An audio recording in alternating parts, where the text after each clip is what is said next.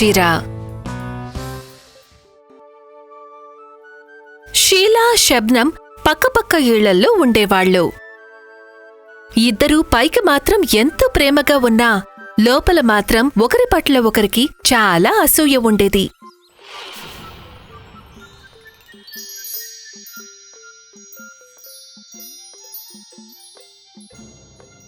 శబ్నం, మా పుట్టింటి నుంచి ఎన్నో బస్తాల ముల్లంగి, క్యారెట్లు వచ్చాయి. ఇదిగో, నువ్వు కూడా కొన్ని కిలోలు తీసుకో. చాలా చాలా థ్యాంక్స్ షీలా. షీలా వెళ్ళిపోగానే శబ్నం ఇలా అంటుంది. పుట్టింటి నుండి ఏం వచ్చినా గొప్పలు చెప్పుకునేందుకు వెంటనే వచ్చేస్తుంది. ఎండిపోయిన క్యారెట్, మురిగిన ముల్లంగి తీసుకుని మన ఇంటికొచ్చింది. ఏమండి, ఈరోజే మనం మార్కెట్కి వెళ్ళి బోలెడన్ని చీరలు కొనుక్కుని రావాలి. కాని క్యారెట్, ముల్లంగీలకు చీరలకు ఏమిటి సంబంధం? తనొచ్చి నన్ను ఏడిపించింది కదా, ఇప్పుడు నేను వెళ్ళి తనను ఏడిపిస్తాను. శబ్నం మార్కెట్కి వెళ్లి డజనుకు పైగా చీరలు కొనుక్కుంటుంది. ఒక చీర తీసుకుని షీలా ఇంటికి వెళ్తుంది. షీలా, మా ఆయన మార్కెట్కి వెళ్ళి నాకోసం ఎన్ని చీరలు కొనుక్కొచ్చారో చూడు. అందులో నుండి ఒక చీర నీకిద్దామని నేను తీసుకొచ్చాను. తీసుకో, ఇది నువ్వు కట్టుకుంటే చాలా బావుంటావు. థ్యాంక్ యూ శబ్నం గారు. శబ్నం చీర ఇచ్చి వెళ్లగానే షీలా రక్తం వేడెక్కిపోతుంది. చీర ఇచ్చేందుకొచ్చిందమ్మా, పెద్ద మహారాణిలాగా. నేనేమో ఈమెకి దాసీని. ఏమండి, నాకు చాలా కాస్ట్లీ చీర తెచ్చివ్వండి. ఆ చీర మెరుస్తుంటే చూసి శబ్నం కళ్ళు మూసుకుపోవాలి. నా దగ్గర డబ్బులెక్కడున్నాయి? పోయిన నెలలోనే కదా నీకు రింగులు కొన్నాను. నేను డ్యూటీకి వెళ్తున్నాను. అలా చెప్పి షీలా భర్త వెళ్ళిపోతాడు. ఈయనెప్పుడూ డబ్బుల్లేవనే అంటుంటాడు. గుర్తొచ్చింది, ఒకరోజు పూజ చెప్పింది కదా, అడవిలో ఒక బాబా ఉంటాడని. ఆయన ఆడవాళ్లకు బంగారు మాయాచీరలిస్తాడని. షీలా బాబాని కలిసేందుకు అడవికి వెళ్తుంది. బాబాగారు, మీ దగ్గర ఏదో బంగారు మాయాచీర ఉందని విన్నాను నేను. అది కట్టుకుని ఏ వస్తువుని తలుచుకున్నా సరే వెంటనే అది మన ముందు ఉంటుందంట కదా బాబాగారు. అట్లాగే అది మన ముందుకు రాగానే బంగారంగా మారిపోతుందంట కదా బాబా. అవును, నా దగ్గర ఆ చీర ఉంది, కానీ అది నీకివ్వలేను. నేను ఆ చీరని అవసరం ఉన్న వాళ్లకు మాత్రమే ఇస్తాను. నిన్ను చూడగానే నాకర్థమైంది, నువ్వు నీ పెద్దరికాన్ని చూయించుకునేందుకు, వేరే వాళ్లని ఏడిపించేందుకు ఆ చీరను ఇవ్వమంటున్నావని. నీకు ఆ చీరను ఇవ్వను. ఇంకోసారి ఆ చీర కోసం ఇక్కడికి రావద్దు. వెళ్ళిపో ఇక్కడి నుండి. షీలా బాబా ముందు నుండి వెళ్ళిపోతుంది. బయటికి వెళ్లి ఒక చెట్టు చాటున దాక్కుని ఉంటుంది. బాబా వంట చేసుకోవడం షీలా చూస్తుంది. వంట పూర్తి చేసి బాబా స్నానానికి వెళ్తారు. షీలా మెల్లగా బాబా కుటీరంలోకి దూరి ఆ బంగారు మాయా చీరను తీసుకుని తన ఇంటికి వస్తుంది. షీలా ఆ చీర కట్టుకుని శబ్నంని ఏడిపించడానికి బయట తిరుగుతూ ఉంటుంది. ఊరివాళ్ల ద్వారా షీలా చీర గురించి శబ్నంకి తెలుస్తుంది. షీలా నిన్ను చూసి నవ్వుకుంటోంది. తనింకా ఇలాంటి చీర శబ్నం ఇప్పటివరకు ముట్టుకోలేదు అని కూడా చెప్పింది. ఇంకా ఈ చీరకి ఏవేవో మాయలున్నాయట. తన ఎదురుగా ఉన్న ఏ వస్తువైనా ఆ చీర కట్టుకుని దాని పేరు తలుచుకుంటే అది బంగారంగా మారిపోతుందట. ఓహో, అదా విషయం. షీలా గురించి మర్చిపో నువ్వు. ఆమె సంగతి నేను చూసుకుంటాను. తరువాతి రోజు ఉదయమే శబ్నం ఒక లెటర్ మీద షీలా భర్త పేరు రాస్తుంది. తర్వాత ఆ లెటర్ని షీలా ఇంట్లో వేస్తుంది. షీలా ఎప్పటిలాగానే ఉదయం తొందరగా లేచి తలుపులు తీసేందుకు వెళ్తుంది. ఆమెకు తలుపుల దగ్గర ఉన్న లెటర్ కనిపిస్తుంది. షీలాకి తను బంగారు మాయా చీర కట్టుకుని ఉన్నాను అన్న విషయం గుర్తుండదు. ఆమె ఆ లెటర్ని చదువుతుంది. నా భర్త పేరు రామ్నాథ్. షీలా భర్త బెడ్ మీద నిద్రపోతూ ఉంటాడు. షీలా తన భర్త పేరు చదవగానే ఆమె భర్త బంగారంగా మారిపోతాడు. షీలా గట్టిగా ఏడుస్తుంది. ఓరి దేవుడో, ఏంటి ఇలా అయిపోయింది? నా భర్త బంగారంగా మారిపోయాడు. ఇప్పుడు నా పరిస్థితి ఏంటి? ఎవరైనా నాకు సహాయం చెయ్యండి. షీలా ఆ లెటర్ని జాగ్రత్తగా చూస్తుంది. ఆమెకి అర్థమైపోతుంది. ఇది శబ్నం హ్యాండ్ రైటింగ్ లాగుంది. ఇదంతా శబ్నం చేసిందన్నమాట. అయినా ఏం పర్వాలేదు, నేను కూడా ఆమె భర్తని బంగారంగా మార్చేస్తాను. షీలా షబ్నం ఇంటి ముందుకి వెళ్తుంది. షబ్నం భర్త ఉదయమే నిద్రలేచి బయట వాకింగ్ చేస్తూ ఉంటాడు. షీలా షబ్నం భర్తని పేరు పెట్టి పిలుస్తుంది. ఏమండి, వింటున్నారా? అలా పిలవగానే షబ్నం భర్త కూడా బంగారంగా మారిపోతాడు. షబ్నం వచ్చి బంగారంగా మారిన తన భర్తని చూసి బోరు బోరున ఏడవటం మొదలు పెడుతుంది. అయ్యా, చూసారా? ఈ షీలా దయ్యం నా భర్తని బంగారంగా మార్చేసింది. నేను దీన్ని అస్సలు ప్రాణాలతో వదిలిపెట్టను. షీలా ఇంకా షబ్నం ఇద్దరూ గొడవ పడతారు. ఒకరి చుట్టూ ఒకరు పట్టుకుని తిట్టుకుంటారు.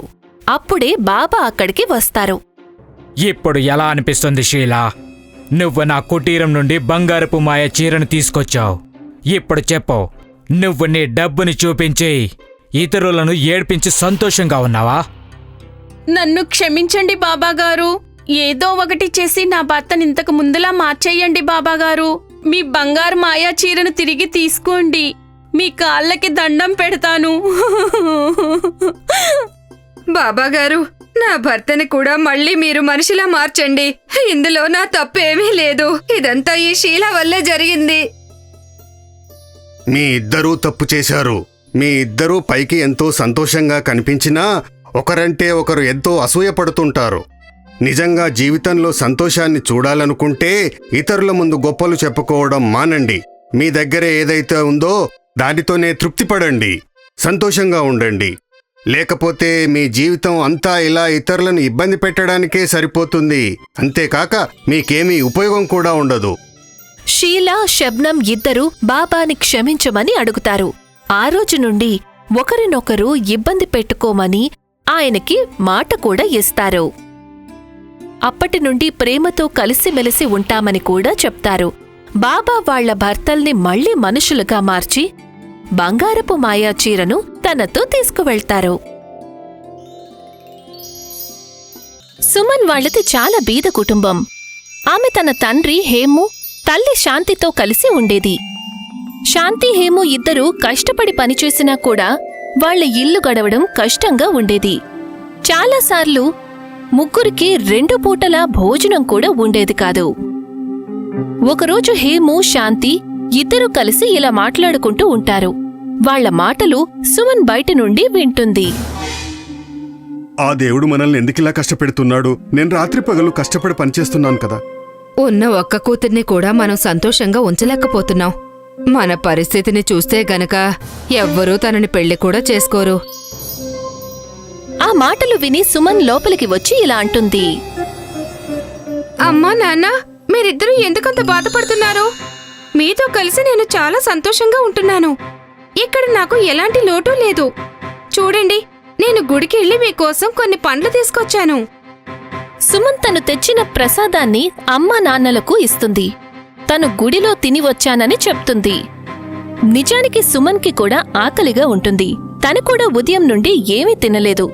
కాని తన అమ్మా నాన్నలు తినడం చూడగానే ఆమె కడుపు నిండిపోతుంది. ఆ విధంగా సుమన్ ప్రతిరోజు ఏదో ఒక చోటి నుండి ఏదో ఒకటి వెతికి తీసుకొస్తూ ఉండేది. ఒకరోజు తను అమ్మా నాన్నలకు స్వీట్ తీసుకొస్తూ ఉండగా దారిలో ఆమెకి ఒక పిల్లాడు కనిపిస్తాడు. ఆ బాబు చాలా ఆకలితో ఉంటాడు. 5-6 రోజుల నుండి ఏమీ తినని వాడిలాగా ఉంటాడు. అతని ఆకారం చిన్నదిగా ఉంటుంది. అతను ఏమీ మాట్లాడకుండానే సుమన్ చేతుల్లో ఉన్న స్వీట్ బాక్స్ వైపు చూస్తూ ఉంటాడు. ఈ రోడ్డు మీద ఒక్కడవే నువ్వేం చేస్తున్నావు బాబూ? మీ అమ్మా నాన్నలు ఎక్కడున్నారు? ఆ బాబు ఏమీ జవాబు చెప్పడు. మాట్లాడకుండా స్వీట్ బాక్స్ వైపే చూస్తూ ఉంటాడు. సుమన్కి అర్థమవుతుంది అతను ఆకలితో ఉన్నాడు అని. ఆ స్వీట్ బాక్స్ ని ఆ బాబు చేతికి ఇచ్చేస్తుంది. సుమన్ ఇంటికి వెళ్లి అమ్మా నాన్నలకు ఆ బాబు గురించి చెప్తుంది. ఆ తర్వాత ఆమె ఏమీ తినకుండానే పడుకుంటుంది. ఉదయం లేవగానే ఆకలితో సుమన్ కడుపులో నొప్పిగా ఉంటుంది. లేచి వెళ్లి ఇంటి బయట కూర్చుంటుంది. దేవుడా, ఒక్కరోజైనా నాకు అడుక్కునే అవసరం రాకపోతే బావుండేది. ఈ బీదరికం తట్టుకోలేక నేను చాలా అలసిపోయాను. సుమన్ అలా అనుకుని ఇంటి లోపలికి వెళ్తూ ఉండగా ఆమెకి ఇంటి ముందు ఒక పెద్ద మూట కనిపిస్తుంది. ఆ మూటలో బియ్యం, పప్పులు, కూరగాయలు పెట్టి ఉంటాయి. సుమన్ సంతోషంతో ఏడుస్తూ ఉండిపోతుంది. భగవంతుడా, మా బాధల్ని ఇన్నాళ్ళకి అర్థం చేసుకున్నావా? ఇన్ని నెలల తర్వాత కడుపు నిండా తినడానికి మా అమ్మ నాన్నలకి అన్నం, పప్పు దొరికింది. హేము, శాంతి ఇంటికి తిరిగొచ్చి వేడివేడిగా భోజనం చూసేసరికి వాళ్ల కళ్లల్లోకి కూడా నీళ్లు వస్తాయి. ముగ్గురు కలిసి సంతోషంగా భోజనం చేసి మాట్లాడుకుంటూ ఉంటారు. అమ్మా, నాన్న, ఈ సంవత్సరంతో నా స్కూల్ చదువు అవుతుంది. ఈ ఒక్క సంవత్సరం ఫీజు కట్టేస్తే నా చదువు పూర్తయిపోతుంది. నేను కూడా ఏదైనా ఉద్యోగం చేస్తాను. తర్వాత మీరు డబ్బుల కోసం బాధపడే అవసరమే రాదు. కానీ మనం ఈ సంవత్సరం ఫీజు కూడా ఎలా కడతామమ్మా?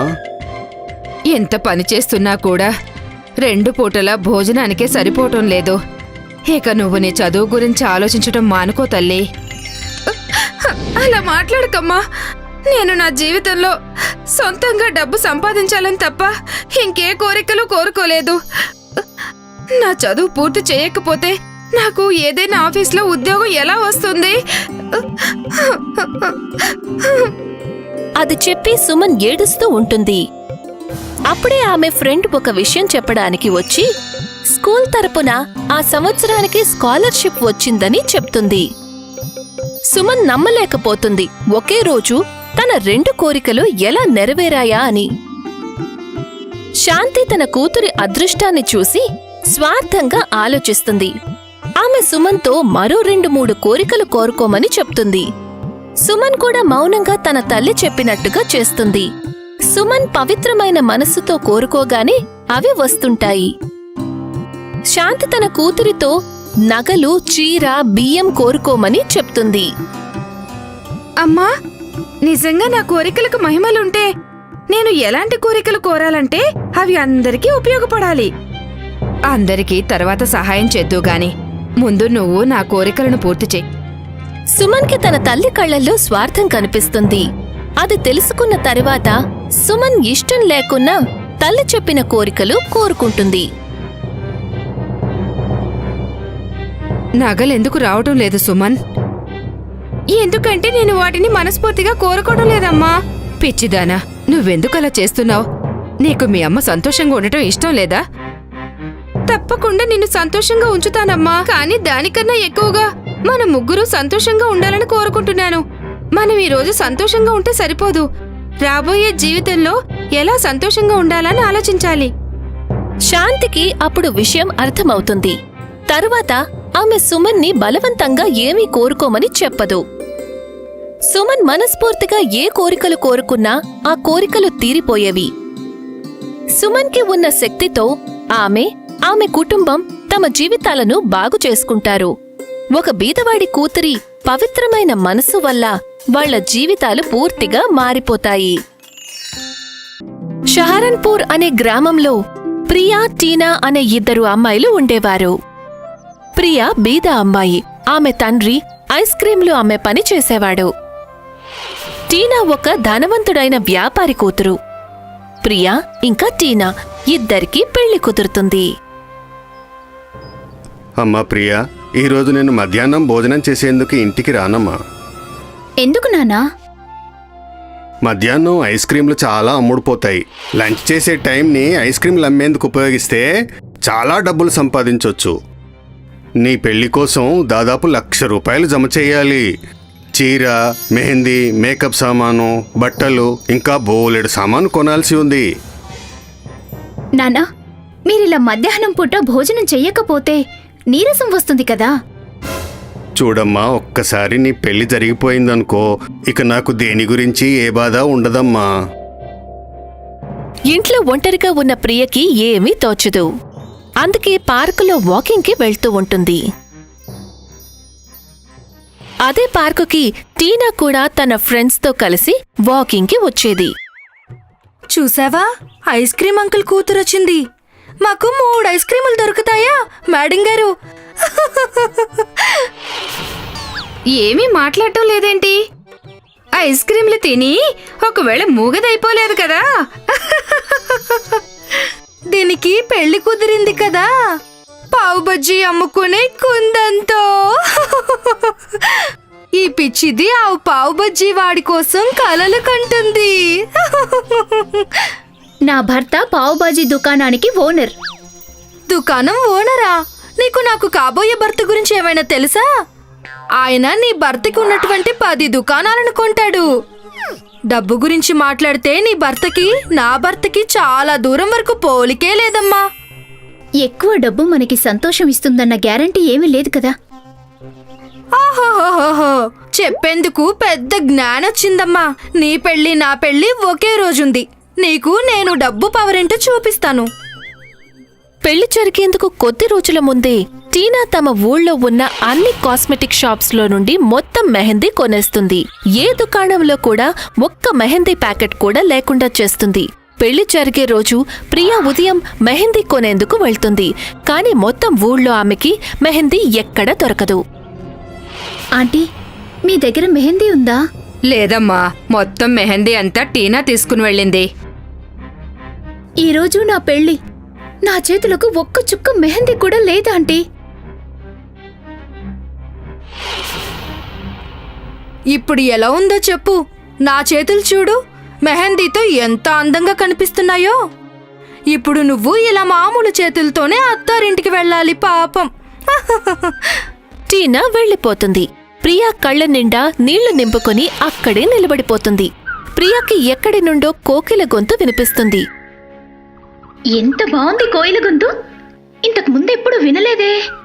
ప్రియా ఆ కోయిల గొంతు వినిపించిన వైపు వెళ్తుంది. ఆ కోకిల ఒక చెట్టు మీద కూర్చుని ఉంటుంది. ఇది గోరింటాకు చెట్టులాగే ఉందే. ప్రియా ఆ చెట్టు ఆకులను కోసుకుంటుంది. వాటిని దంచి కోన్ తయారు చేసి దాంట్లో వేస్తుంది. తరువాత తన ఇంటికి వెళ్తుంది. ప్రియ చేతులకి ఆమె ఫ్రెండ్స్ మెహందీ పెడతారు. తన చేతులకు మెహందీ చూసుకుని ప్రియ చాలా సంతోషపడుతుంది. ఈరోజు అనిపిస్తుంది నాకు పెళ్లి జరుగుతున్నట్టు.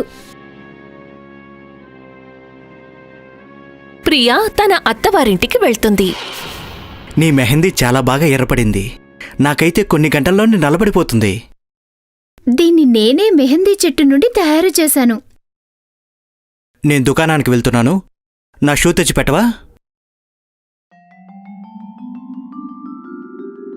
ప్రియా ఆ షూస్ని ముట్టుకోగానే అవి బంగారంగా మారిపోతాయి. అయ్యో రామా, ఇలా అయిందేంటి? ప్రియా సబ్బుని ముట్టుకుంటే అది కూడా బంగారంగా మారిపోతుంది. ఆమె ఏది ముట్టుకున్నా అది బంగారంగా మారిపోతూ ఉంటుంది.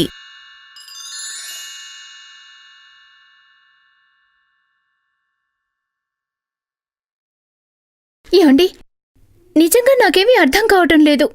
నేను ఏ వస్తువుని ముట్టుకున్నా కూడా అది బంగారంగా మారిపోతుందండి. చూస్తుంటే నీ మెహందీకేదో మహిమ ఉన్నట్టుంది. ఎప్పటి వరకైతే నీ మెహందీ ఉంటుందో అప్పటి వరకు నన్ను ముట్టుకోకు, లేకపోతే నేను కూడా బంగారంగా మారిపోతాను. మాయా మెహందీ సహాయంతో ప్రియా తన ఇంట్లోని సామానంతా బంగారంగా మార్చేస్తుంది. కొద్ది రోజుల తర్వాత ప్రియా చేతులకున్న మెహందీ రాలిపోతుంది. కాని అప్పటికే ప్రియా ఆమె భర్త చాలా ధనవంతులైపోతారు. అప్పుడు టీనా కూడా అదే ఊర్లో ఉంటుంది. ప్రియా కార్లో నుండి దిగటం చూసిన టీనా ఆశ్చర్యపోతుంది. టీనా మెల్లమెల్లగా ప్రియాని వెంబడిస్తూ ఆమె ఇంటికి వెళ్తుంది. కిటికీలో నుండి తొంగి చూస్తూ ఉంటుంది. నాన్నగారు, తీసుకోండి 10 లక్షల రూపాయలు. ఇక మీరు ఐస్ క్రీం అమ్మే అవసరం ఏమాత్రం లేదు నాన్నా. ఈ డబ్బుతో మీరు మిగతా జీవితాన్ని కూడా సంతోషంగా హాయిగా గడపండి నాన్నా. కానీ నీకింత డబ్బు ఎక్కడి నుండి వచ్చిందమ్మా? మాయా మెహందీతో నాన్నా. అడవిలో ఒక మెహందీ చెట్టు ఉంది. ఆ చెట్టు మెహందీ పెట్టుకుంటే ఏ వస్తువుని ముట్టుకున్నా అది బంగారంగా మారిపోతుంది. ఓహో, ఇదా నీ రహస్యం? టీనా అడవికి వెళ్లి మెహందీ చెట్టుని వెతికి పట్టుకుంటుంది. ఆ చెట్టుకి ఉన్న ఆకులన్నిటినీ కోసుకుని తను ఇంటికి తీసుకువెళ్తుంది. ఆకులన్నీ దంచి బోలెడంత మెహందీని తయారుచేసి తన చేతులకు పెట్టుకుంటుంది. ఇప్పుడు ఈ మాయా మెహందీతో ఎంత బంగారం చేస్తానంటే తర్వాత వచ్చే 100 తరాల వరకు మా కుటుంబంలో ఎవ్వరికి పని చేసే అవసరం రానంత. టీనా అన్నిటికంటే ముందు ఒక బాక్స్ ని ముట్టుకుంటుంది. కాని అది బంగారానికి బదులు పేడగా మారిపోతుంది. ఇలా జరిగిందేంటి? నా బాక్సు ఇలా మారిపోయిందేంటి? తర్వాత టీనా తన బెడ్ ని ముట్టుకుంటుంది. బెడ్ కూడా పేడగా మారిపోతుంది. ఆమె ఏది ముట్టుకున్నా అది పేడగా మారిపోతూ ఉంటుంది. బయటి నుండి టీనా భర్త వస్తాడు. బయటకు రాటీనా, నేను నీకు మన కొత్త కారుని చూపిస్తాను. నేను రాను, నా దగ్గరికి రాకండి. టీనా మాటలను ఆమె భర్త పట్టించుకోడు. వచ్చి ఆమె చేతిని పట్టుకుంటాడు. ఆమె చెయ్యి తగలగానే అతను కూడా పేడగా మారిపోతాడు. ఓరి దేవుడో, ఇలా చేసావేంటి? ఇప్పుడేం చేయాలి? అన్ని పేడగా మారిపోయాయి. ఎవరైనా నాకు సహాయం చెయ్యండి. అందుకే అంటారు దురాశ దుఃఖానికి చేటు అని.